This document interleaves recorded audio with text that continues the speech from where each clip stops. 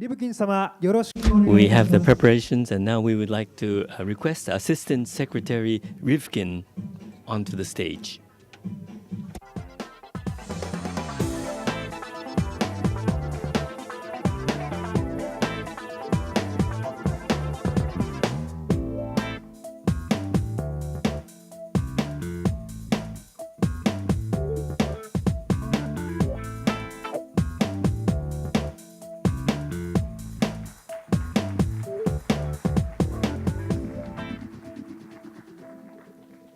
Well, hello, everyone. Minasan konnichiwa. It is great to be here at the New Economy Summit, and great to be back in this remarkable and bustling city after so many years. The title of this conference, The New Economy, highlights a timely point for me about the internet.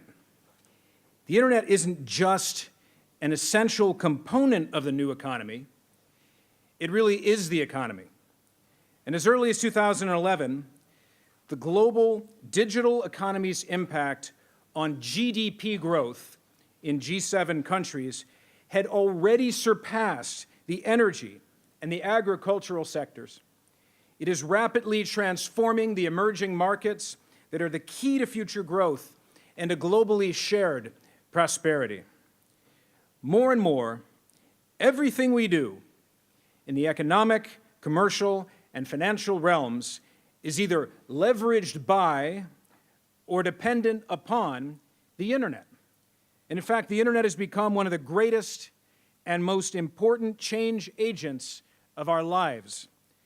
3 billion people are connected to the internet today, and some estimate that that number will grow to over 5 billion people by 2020, and more than 2/3 of us already own cell phones.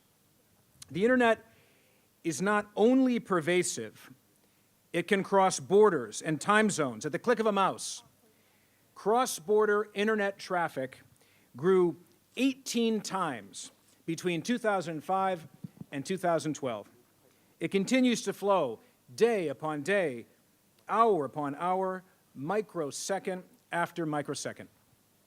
Clearly, the internet is indispensable in everything we do, whether we're communicating with those we hold dear, seeking economic opportunity, or addressing the greatest shared challenges of our time, from the effects of climate change to finding cures for chronic diseases.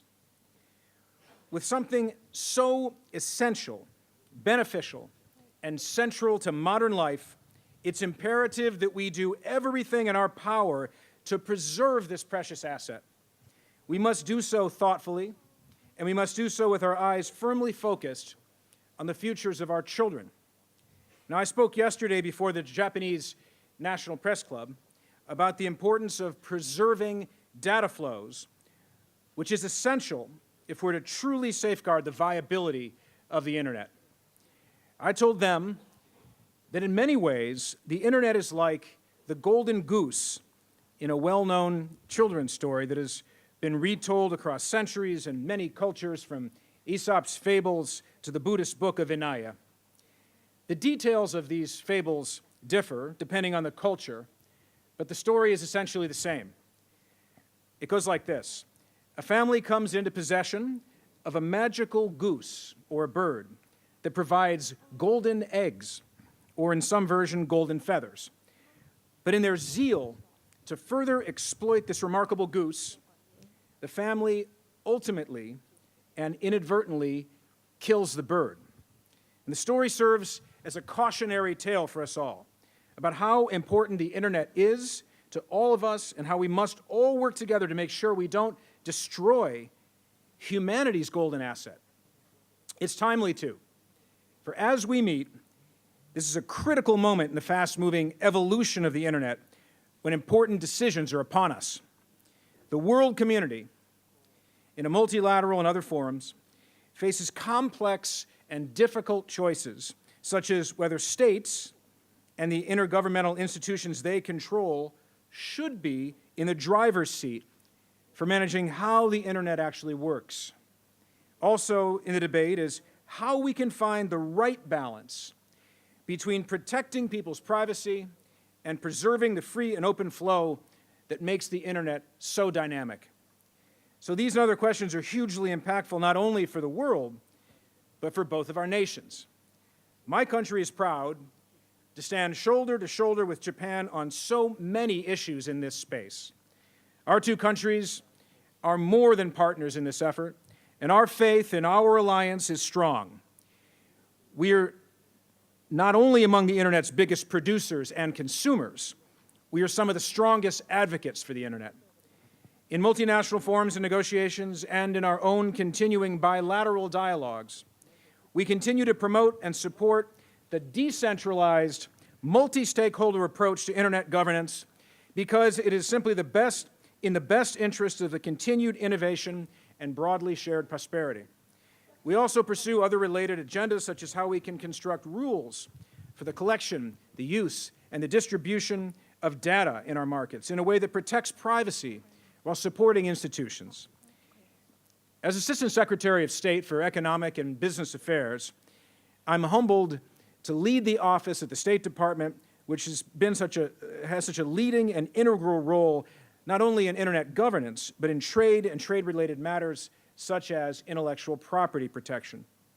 All three come to bear in one of the most important and ongoing transactions, the Trans-Pacific Partnership, or TPP, as we call it.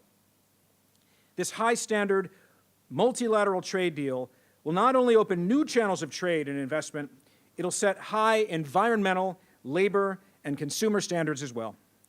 It'll encourage and support private sector investments in the transmission of data across borders, and it will also work towards the certainty of a safe space where the internet can continue to grow. Whether we're engaging as bilateral or multilateral partners, or speaking on national issues in the U.S. Congress or in the Japanese Diet, we recognize that no decision can only affect our own nations and citizens. The internet impacts everyone, for better or worse, and therefore must stay free and open. Japan highlighted this support for internet openness when it joined the Freedom Online Coalition at its meeting in Estonia in April of last year. And we know that as we address what seem to be the most domestic issues, such as the privacy of our citizens, we must also consider their wider application and consequences. We must strike a balance between our understandable caution and the need for the internet to be accessible to everyone. The United States does not claim to have all the answers here, but we strongly believe that when it comes to the question of protecting data, corporations have some of the strongest motivations and the best resources to safeguard them. By holding them accountable to best practices and sound rules, instead of creating walls, we believe we can provide a more dependable and more enforceable defense. It is our hope that more countries, especially those who value democracy, openness, and freedom, can adopt this or similar models. And as we work to maintain a free and open internet, we are also focused on another critical issue: developing and expanding the internet to create opportunities for developed, emerging, and developing economies alike. According to many studies, more than half of the world's current population is online. It's also estimated that 1.8 billion people around the world will be entering the consumer class by the year 2025, and almost all of them will be from emerging markets. And this is going to create increased demand and global production, which means economic opportunities for both Japan and America, as well as improved goods and services for emerging and developing country consumers. Digital technologies enable even the smallest companies and entrepreneurs to become micro multinationals, if you will, selling products and services and ideas across borders. In emerging and developing nations, whose small businesses are so often the backbone of their economies, this access to global markets would have dramatic results. By linking more entrepreneurs and small and medium enterprises to global supply chains, and by connecting more people to each other and the information and services available, we could help ensure that all populations have access to technology. We can also ensure that no singular group is excluded due to barriers such as prohibitively high costs, lack of network connectivity, or social or cultural barriers and hurdles. If you'll permit me to return to my earlier metaphor about the internet, like the goose of those children's books, it's something we cannot afford to lose.